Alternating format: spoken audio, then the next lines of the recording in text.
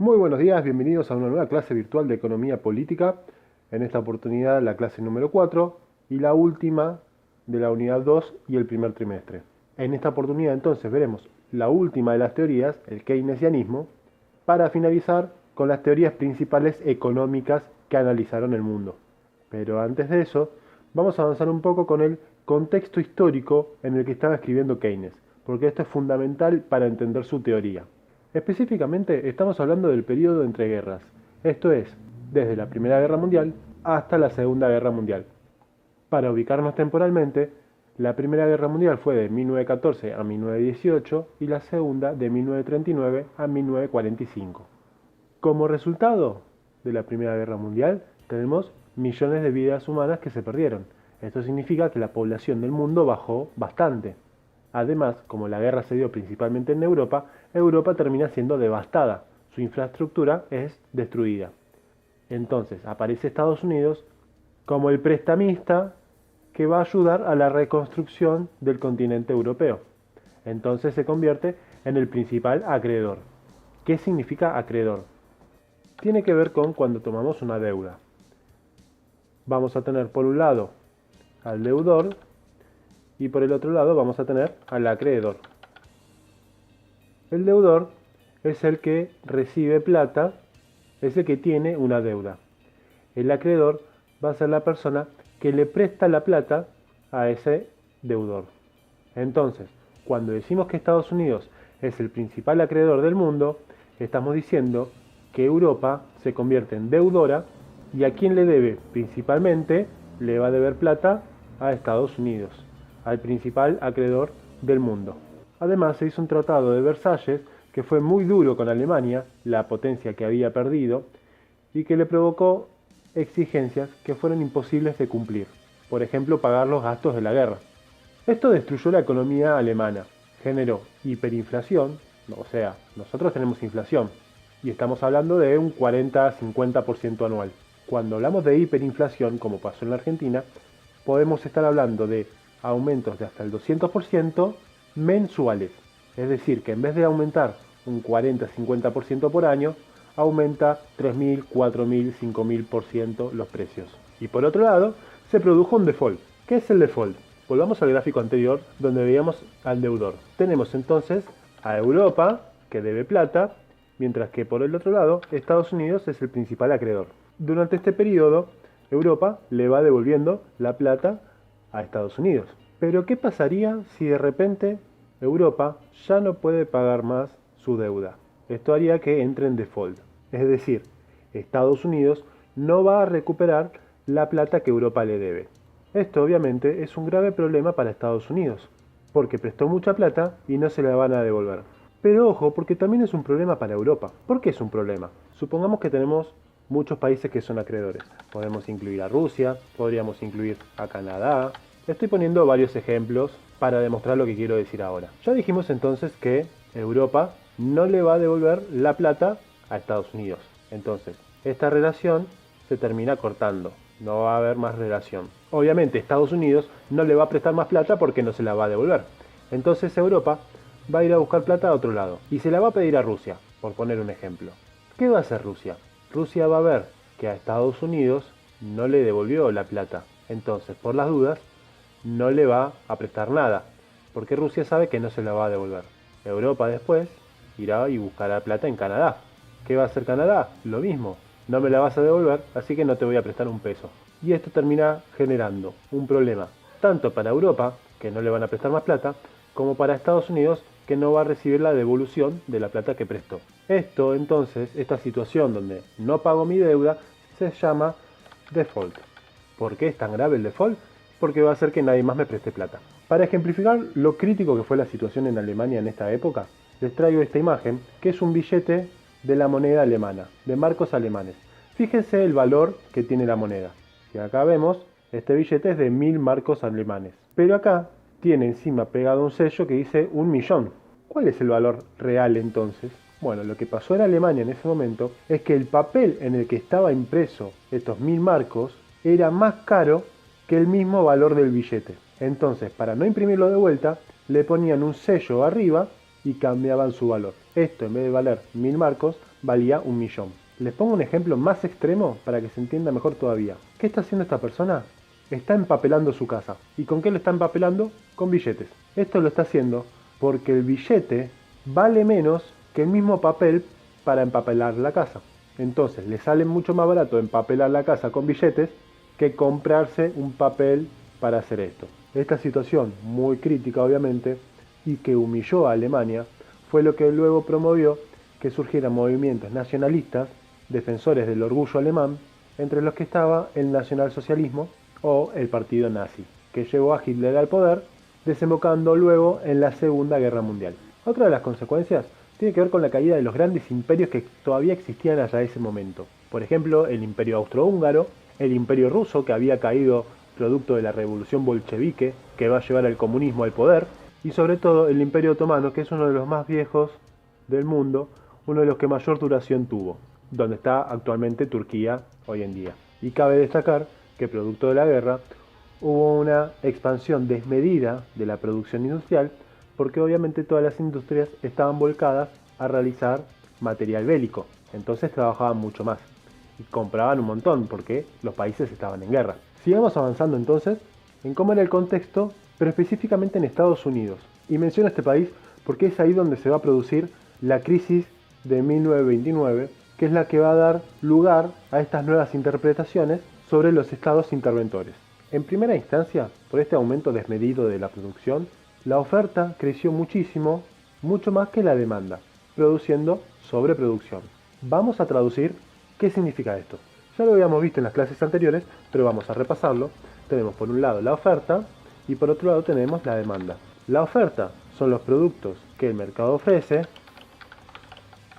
mientras que la demanda son los productos que se quieren consumir.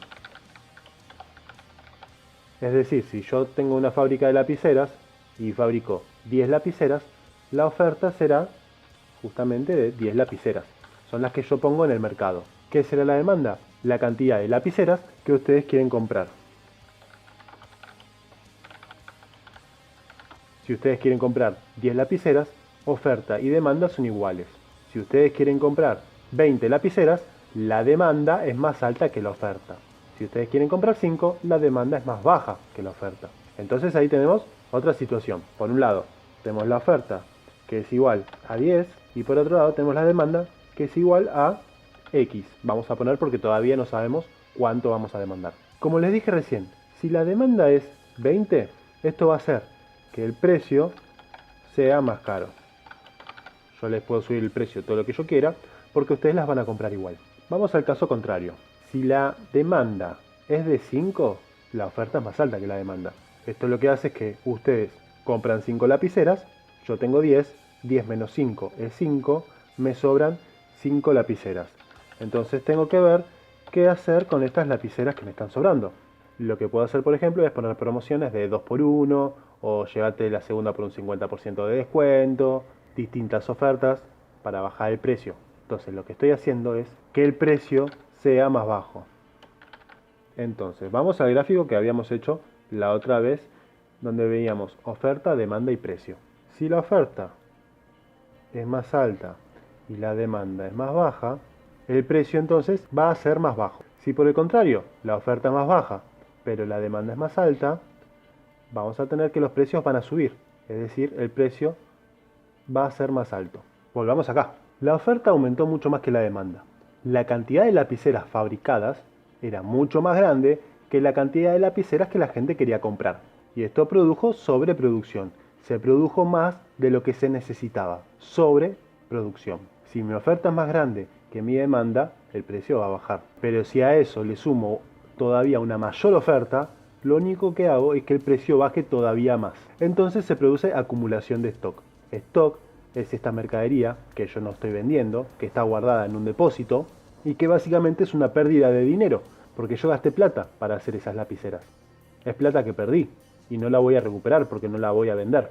Entonces estoy perdiendo plata y obviamente los precios bajan muchísimo. En contraposición hay otro negocio que crece muchísimo, que es el mercado financiero. La especulación financiera, especular, mirar a futuro, actuar con lo que yo creo que puede pasar a futuro. Se dice que un alumno está especulando, por ejemplo, cuando se sacó un 7, entonces en la otra prueba son 10 puntos y se pone a calcular. Si yo hago 7 bien, apruebo, si hago uno mal, desapruebo, si hago un punto de más, tengo más chances de aprobar. Está analizando las probabilidades que hay a futuro de que pase algo y en base a eso actúa en el presente. Este mercado financiero tiene que ver con la compra y venta de bonos, acciones, moneda extranjera. Voy a explicar cómo funciona otra vez con los ejemplos en el Paint. Voy a usar valores para que sea fácil de calcular y no el valor real. Entonces, supongamos que yo tengo 100 dólares. Estos 100 dólares valen en pesos argentinos 100.000. Esto es porque un dólar es igual a 1000 pesos argentinos. Entonces, yo con estos 100 dólares lo que hago es comprar pesos. Dejo de tener 100 dólares y paso a tener 100 pesos. El día de mañana, el dólar baja su precio. Y en vez de valer 1000 pesos argentinos, ahora vale 800 pesos argentinos. Con estos 100.000 pesos que tenía antes, lo que voy a hacer ahora es comprar dólares de vuelta. Pero yo no voy a comprar 100 dólares, porque cambió el valor.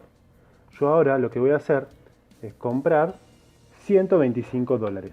Si yo divido 100.000 entre 800, me da 125, que es el valor de los dólares que voy a poder comprar. Entonces ahora ya no tengo más 100.000 pesos. Ahora lo que tengo son 125 dólares. Pero supongamos que la economía argentina es muy cambiante, el valor del dólar ya no es más de 800 dólares, sino que ahora aumentó y ahora vale 1.500 pesos argentinos. Si ustedes hacen la cuenta y yo con estos dólares vuelvo a comprar pesos, me da que tengo como resultado, en pesos argentinos, 187.500 pesos argentinos. ¿Cuál es la diferencia entre uno y otro? Es de 87.500 pesos argentinos. Es decir, gané 87.000 pesos. Lo hice poniendo una fábrica, contratando empleados, dando trabajo, fabricando objetos y vendiéndolos en el mercado. ¿Lo hice así? No, lo único que hice fue comprar y vender dólares. Operación que lo puedo hacer en minutos y tan solo en esos minutos miren toda la plata que gané. Bueno, eso mismo es lo que estaba pasando en Estados Unidos durante esta época. Era tan buen negocio que todo el mundo lo hacía. Pero obviamente, al no estar produciendo nada, en algún momento esto va a reventar. Se está armando una burbuja que aumenta, aumenta, aumenta y las burbujas en algún momento explotan. Que es lo que pasó en 1929. ¿Qué intenta hacer el gobierno para frenar esta especulación? El gobierno de Estados Unidos sube la tasa de interés, que va a generar dos consecuencias negativas.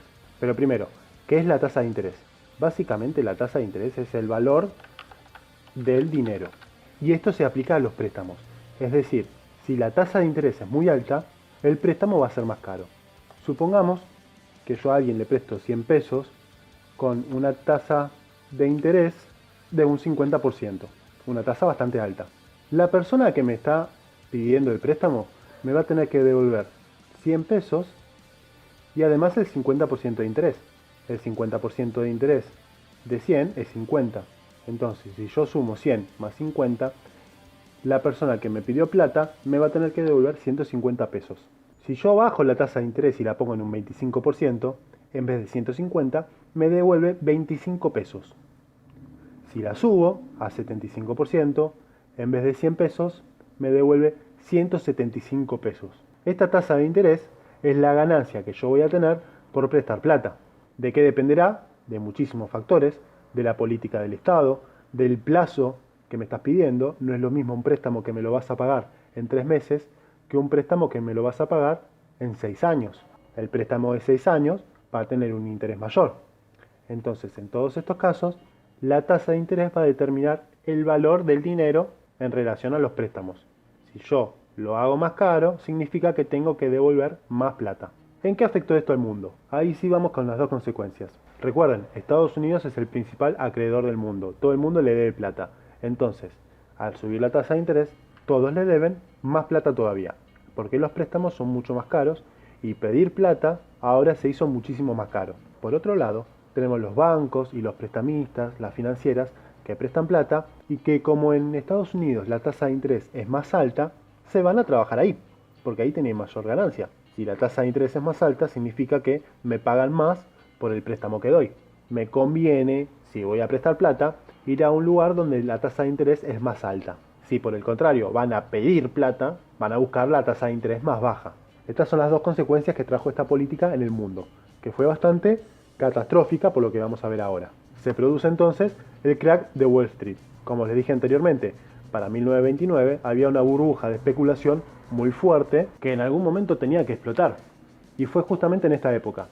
Una mezcla de la especulación financiera, de la crisis de la Primera Guerra Mundial, de la mala política del gobierno estadounidense, una sumatoria de cosas que hicieron que se produzca este crack. Justamente las empresas empiezan a sufrir las consecuencias de esta sobreproducción.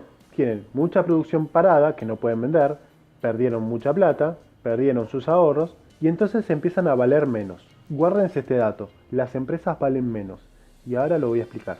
Además también lo que empiezan a hacer es suspender trabajadores.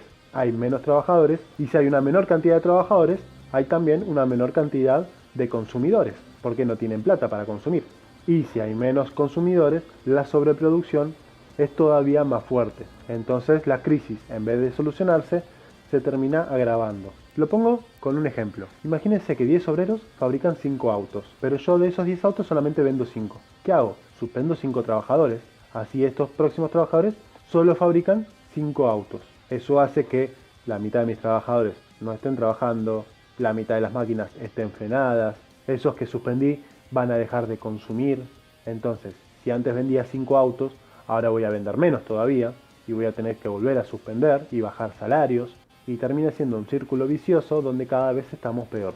Yo les dije que las empresas valían menos. Y acá entra la parte de las acciones que no lo expliqué.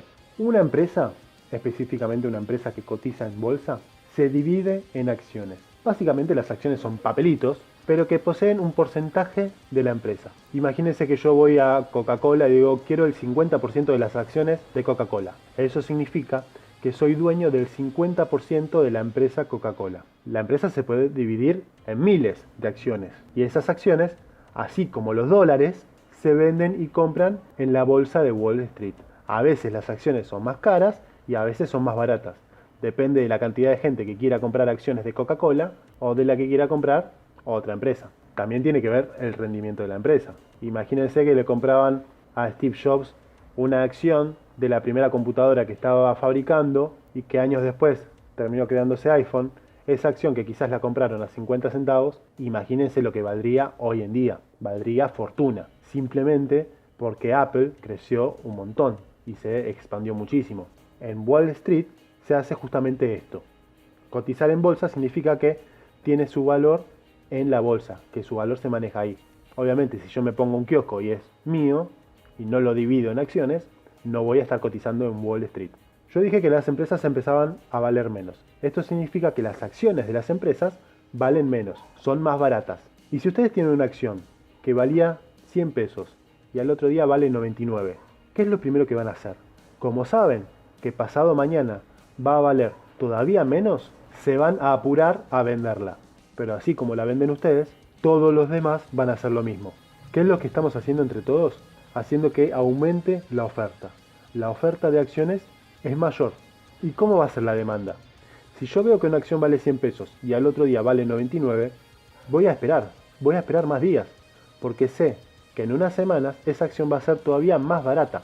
Entonces todavía no me conviene comprarla. Esto significa que la demanda es más baja. Oferta alta y demanda baja.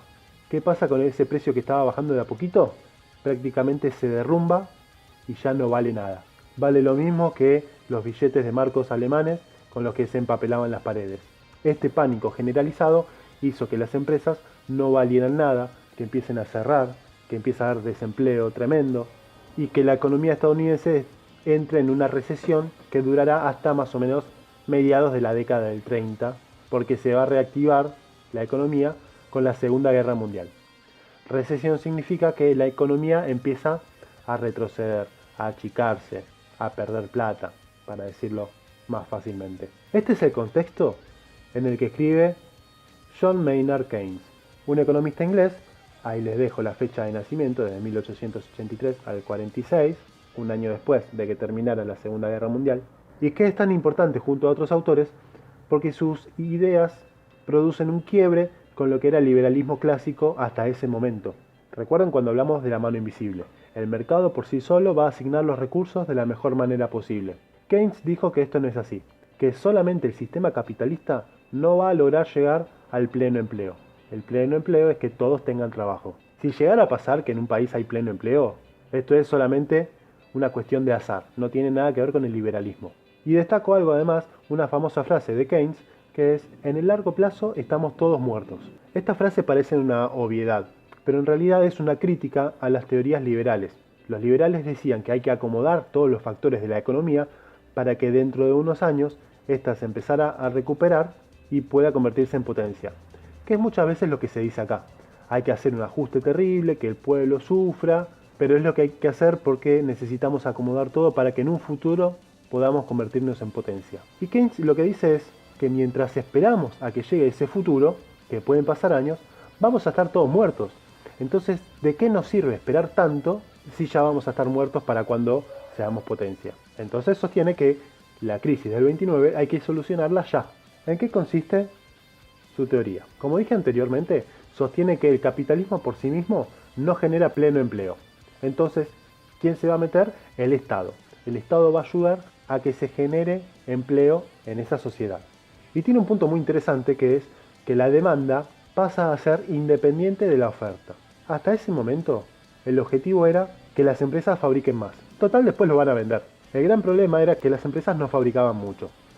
Si yo fabrico 20 autos y el día de mañana fabrico 30, es mejor, porque voy a vender 30. Lo que Keynes está diciendo es que el hecho de que yo fabrique más no significa que vaya a vender más. Puede pasar que yo fabrico 20 autos y vendo 20, y al día de mañana fabrico 30 y voy a seguir vendiendo 20. El hecho de que aumente la oferta no significa que también va a aumentar la demanda. Entonces, aumentar desmedidamente la oferta, hacer muy grande mi empresa, puede ser contraproducente, porque va a hacer que yo tenga que bajar los precios para vender todo.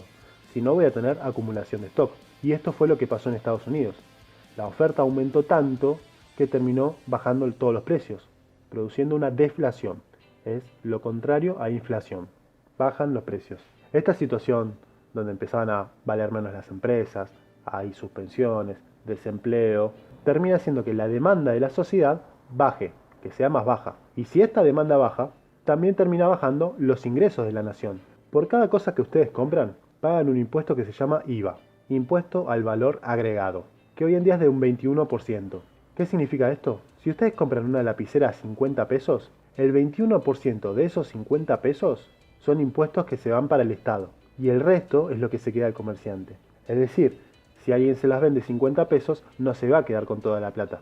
El 21% de esos 50 pesos se los tiene que dar al Estado. Cuanto más compras hagan las personas, más impuestos van a pagar. Cuanto menos compras hagan, menos impuestos se van a pagar. Si la demanda baja, también bajan los ingresos del Estado. Y si estos bajan, no voy a tener recursos para reactivar la economía. Viéndolo como ejemplos, el comerciante va a ganar menos plata porque va a vender menos. Es un poco lo que está pasando, que se discute hoy con la cuarentena. Muchos dicen, abran la cuarentena porque no podemos vender nada. Pero en realidad hay otro problema también, que hay muchos negocios que están vendiendo, pero venden menos, porque la gente no sale de sus casas, porque no consume, porque solamente compra alimentos. Entonces, aunque abra su empresa, va a ganar menos porque la gente consume menos. Imagínense si abrieran todas las peluquerías mañana. ¿La gente iría a cortarse el pelo? Irían algunos, un poco. No irían todos los que tienen ganas de cortarse el pelo. Entonces realmente la ganancia de las peluquerías va a ser más baja. Pero no por culpa de la cuarentena, sino por culpa de que la gente no sale por miedo, porque hay una cuarentena, obviamente, o porque tiene miedo de contagiarse. Y como dije recién, otro ejemplo es cuando el Estado recauda menos porque cobra menos impuestos. Y si tiene menos plata, se puede producir una situación de déficit. Recuerden que el déficit es cuando yo gasto más plata de la que entra. Mi sueldo 10.000 y yo gasto 20.000, estoy en déficit. Por ende, si mis ingresos bajan, voy a tener déficit. ¿Qué tengo que hacer para solucionar el déficit? Tengo que aumentar los ingresos. ¿Cuál es la respuesta liberal generalmente que se da? Hay que bajar los gastos. Los gastos tienen que ser más bajos que los ingresos y así no voy a tener déficit. Pero para Keynes, si yo hago eso, lo único que hago es bajar la cantidad que se consume y también termino bajando mis ingresos. Entonces yo quiero ajustar bajando los gastos y la consecuencia es que también voy a bajar los ingresos y voy a seguir teniendo déficit, pero con una economía deprimida, una economía que no produce. ¿Cuál es la solución entonces? El Estado debe gastar más, debe reactivarla. Debe poner plata en la economía. Intervenir significa dar subsidios, dar planes sociales, invertir en escuelas y salud, capacitaciones, restricciones a los monopolios, un montón de tareas más que puede hacer el Estado que necesita aumentar sus gastos para hacerlo. Pero ¿dónde voy a invertir? ¿En la oferta o en la demanda? Si yo invierto en la oferta, estimulo la oferta, le voy a dar beneficios a las empresas para que produzcan más. Pero si producen más, ¿a quién se lo van a vender? Yo puedo producir un montón, pero si no lo vendo, no sirve de nada. Lo único que estoy haciendo es perder plata. Entonces, la verdad que no termina siendo tan efectivo. La otra opción es estimular la demanda. Darle plata a los que van a consumir. Si yo hago esto, logro que consuman más, que compren más. Al comprarle más a un negocio, lo que hago es aumentar sus ventas. Si aumento sus ventas, significa que tiene más plata. Si tiene más plata, puede invertir más. Si invierte, significa que va a poder producir más. Entonces, estimulando la demanda, yo logré mejorar la cantidad de oferta. Entonces, ¿cuál es la solución? Invertir en los consumidores para reactivar la economía. Y acá sumo un detalle más. Tengo muchos consumidores. Consumidores con mucha plata, consumidores con poca plata. Entonces, ¿a quién le doy esa plata? ¿A los que tienen más o a los que tienen menos dinero? Y acá entra un concepto nuevo que llamamos propensión marginal al consumo. Básicamente lo que se mide es cuánto dinero se va a destinar al consumo si yo aumento la renta de una persona. Por ejemplo, si yo a ustedes les doy 10 pesos, ¿cuánto de esos 10 pesos lo van a destinar a consumir? Si la propensión marginal es alta, de esos 10 pesos van a consumir casi todos. Si la propensión es baja, no van a consumir casi nada. Pero antes de eso tenemos que entender algo. El dinero tiene 3 destinos posibles. Con el dinero que ustedes tienen, lo pueden ahorrar, esto significa no gastarlo, guardarlo, en algún momento harán una compra más grande. La segunda es invertirlo, yo lo gasto hoy, pero con el objetivo de que mañana me dé una ganancia mayor. Por ejemplo, me pongo una fábrica, gasto mucha plata, pero sé que en un futuro me va a dar más plata todavía. Y la última opción es el consumo, que es gastar el dinero en algo que termina en mí. Yo compro algo y eso que estoy comprando, ya sea un objeto o un servicio, termina en mí y desaparece. Por ejemplo, me compro una gaseosa, me la tomé, listo, la gaseosa desapareció. Pago una entrada al cine, vi la película, listo, ya está, ya la vi. Contrato a un pintor para que pinte mi casa, la pintó, listo, perfecto, ya terminó ahí. Gasté la plata y no voy a ganar nada a cambio, solamente tener la casa más linda. Entonces la propensión marginal lo que va a medir es del dinero que yo les doy, a dónde va a ir ese dinero, si va a ir a ahorro, a inversión o a consumo. La propensión marginal al consumo mide cuánta de esa plata va al consumo, cuánto van a consumir. Y lo que tenemos que ver es quién tiene la mayor propensión marginal al consumo.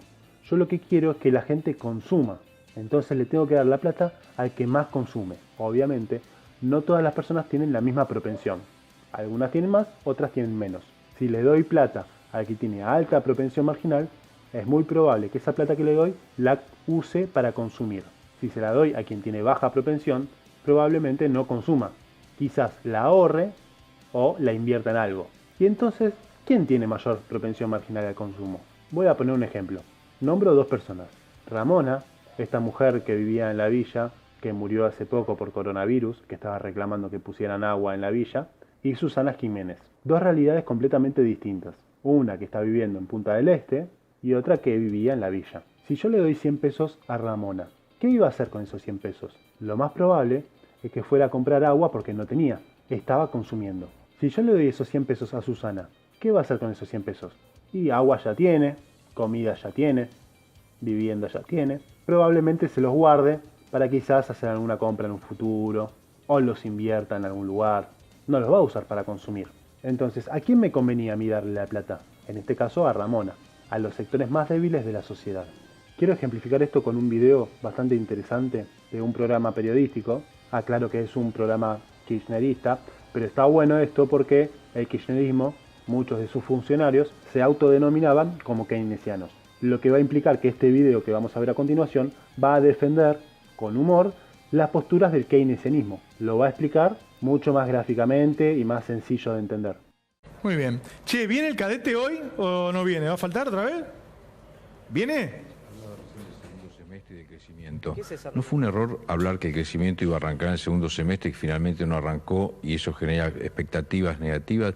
Y usted dice, bueno, en el próximo año va a arrancar principios de año.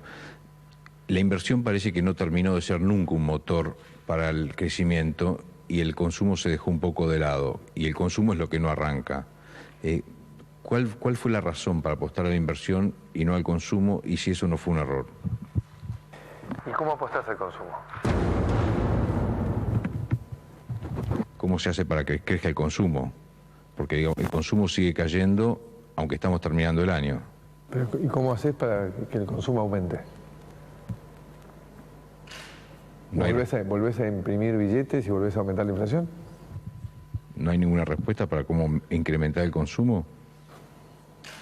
¿Qué es lo que hizo el gobierno anterior? Dejó un alto nivel de consumo porque llenó de pesos la Argentina. Y la inflación va con efecto retardado. Así también como lleva efecto retardado bajarla. Entonces lo que hizo el gobierno, focalizar en una campaña política con ningún tipo de responsabilidad, hizo una fiesta de emisión monetaria. Atención. Lo que ustedes verán a continuación es un pequeño servicio a la comunidad. El número que hemos preparado tiene como objetivo colaborar con la gestión de gobierno, orientar al Poder Ejecutivo y ayudar a Mauricio Macri para que comprenda el ABC de la economía nacional. Verán que no es tan difícil. Si alguno de ustedes está cerca del presidente, le pedimos por favor que solicite su presencia frente a la pantalla. Si no puede verlo en vivo, les rogamos que le muestren este video. Muchas gracias. ¿Qué es esto?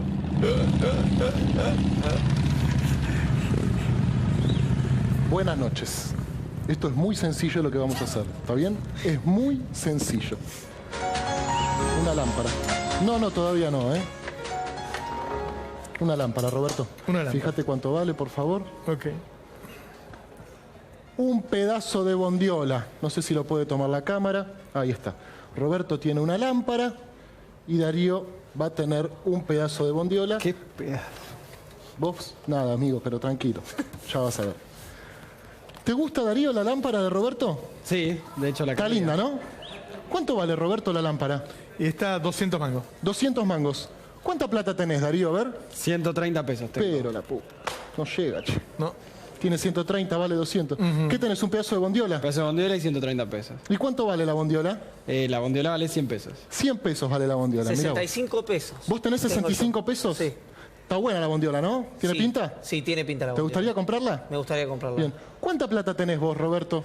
A ver. Acá, Ahí, encima, acá, a ver. 300 Acá. pesos. 300 pesos. Entonces, pasando en limpio, Roberto Navarro tiene 300 pesos y una lámpara.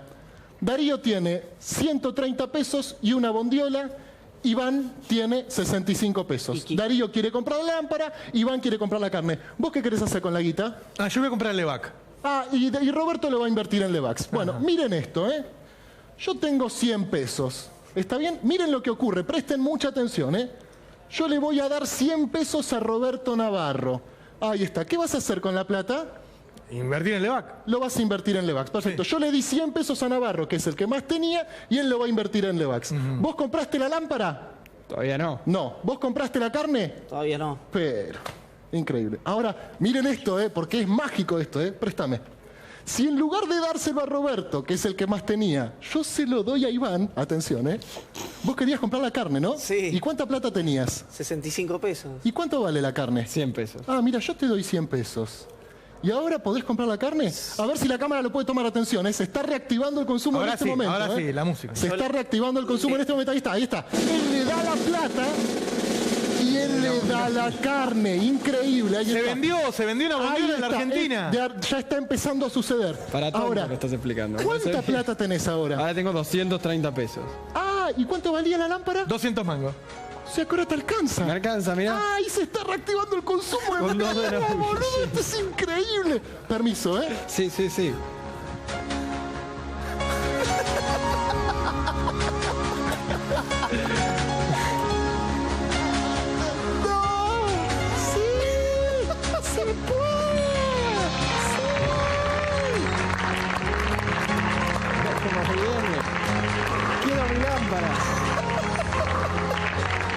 93 materia de economía. ¡Increíble! ¡Era por abajo! ¡Era por abajo! ¡Dios mío! Ahora él compró la lámpara, él compró la carne y él lo puede invertir en Levac. Era muy sencillo, yo soy cadete, boludo, lo saca yo. Volvemos en un minuto con Darío Gaña, dale. Bueno, espero que les haya gustado este video. Vamos a seguir con el siguiente tema, que tiene que ver con cómo se salió de la crisis y cuánto tuvo que ver esta teoría keynesiana en esta salida. Es importante entender que en 1933 Franklin Roosevelt, del Partido Demócrata, asume la presidencia de Estados Unidos, en un contexto de crisis bastante fuerte, pero aplica una política llamada New Deal, un nuevo trato en donde el Estado va a intervenir en la economía defendiendo a los sectores más vulnerables de la sociedad, defendiendo a sectores de trabajadores, para intentar reactivar la economía. En el libro, en la página 103, van a ver distintas políticas concretas del New Deal. La actividad que van a tener que hacer tiene que ver con esto, con comparar estas políticas a ver si tienen algo que ver con el keynesianismo o no. Como les dije, no era casual que el New Deal haya terminado en 1938 porque un año después se produjo la Segunda Guerra Mundial. Hasta ese momento la economía venía más o menos arreglándose un poquito, todavía estaba bastante complicado. La guerra lo que hizo fue aumentar la demanda de manera extrema. Lo que quería hacer Keynes lo terminó haciendo la guerra. Entonces todas las fábricas empezaron a producir cada vez más porque de repente había alguien que lo compraba. Este aumento tan fuerte de la demanda es lo que hace que Estados Unidos empiece a recuperarse.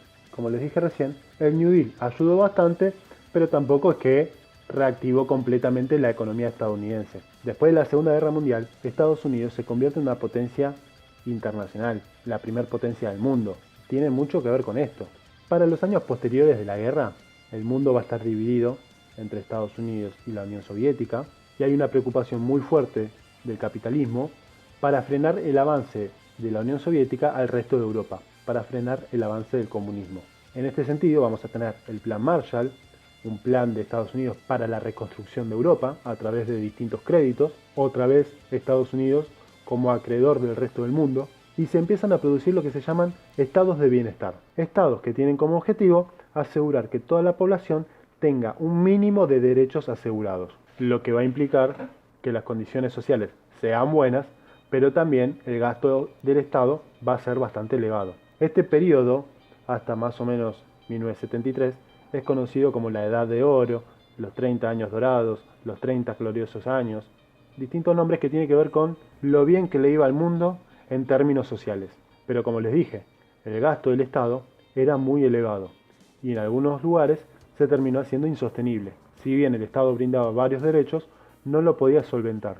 Y esto genera una recuperación de las ideas liberales, hasta ese momento apagadas, producto de la crisis del 29, con nuevos autores, que es lo que terminamos llamando neoliberalismo. Y empezamos a hablar de una hegemonía neoliberal, recuerden el concepto de hegemonía de política y ciudadanía, porque el liberalismo y las políticas liberales empiezan a ser vistas como la verdad revelada y como el camino que hay que seguir.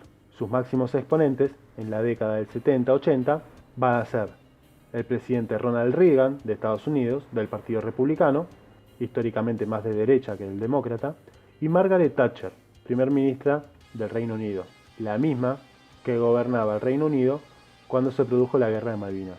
Pero esto ya es otro tema. Acá terminamos la parte de keynesianismo, primer trimestre y segunda unidad. Les agradezco por haber visto esta clase. Cualquier consulta, no duden en dejármela y nos vemos en la próxima oportunidad. Hasta luego.